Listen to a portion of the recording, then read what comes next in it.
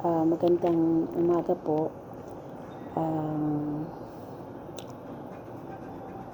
Inform ko lang po so yung huli kong video dati na sabi ko nga nagkakaroon ng diferensya yung aming wire connection sa air condition at saka sa aming oven. So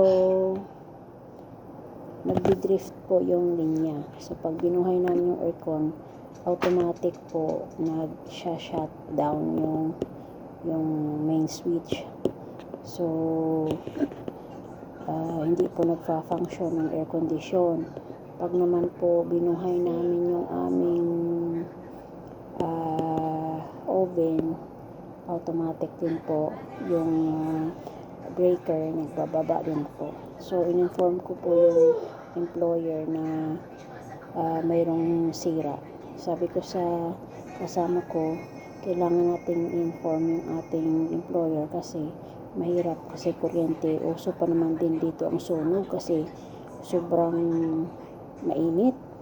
So ganun po, pag tayo po ay nagtatrabaho sa ibang bansa, OFW, lalo na sa bahay, household worker, ay kailangan po nating maging alert.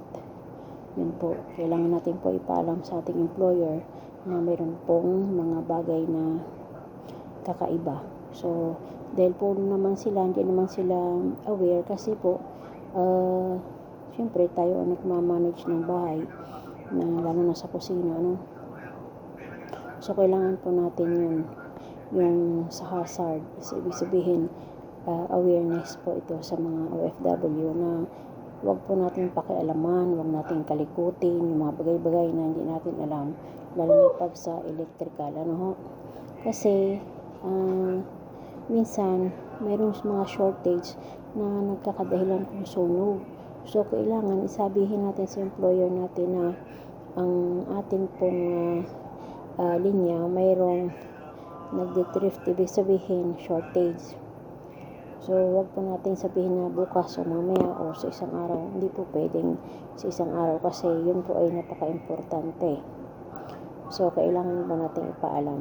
So, yun po, maging aware po tayo doon sa mga bagay-bagay na bagamat di naman yun po natin yung trabaho pero kailangan po natin ipaalam sa ating employer para po malaman o makakuha sila ng electrician para ayusin ang mga dapat ayusin sa loob ng bahay. So pag hindi natin sinabi yon at malaman nila, so sasabihin natin bakit hindi mo sinabi. So kayo pa ang masisi, kahit anong sabihin mong magaling, ikaw pa rin ang masisisi.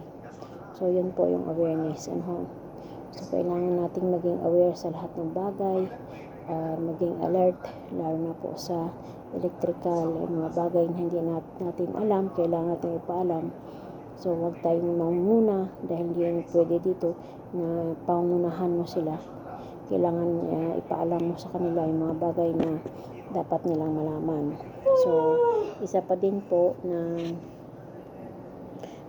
yung mga bagay na bawal dito, yung ang kanilang mga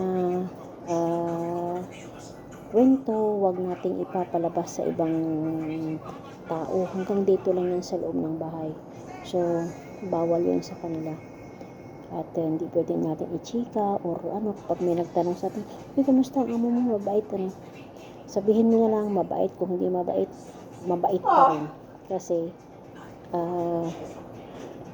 kung ano man yung kanila sa loob ng bahay nila, yun pa rin yung galang natin para in return gagalangin din tayo.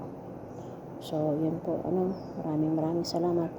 Please subscribe to my channel po sa YouTube. Ako po ay matagal nang gumawa ng YouTube, pero hanggang ngayon magpa 500 pa lang po yung aking subscriber po. Sige po, maraming salamat po.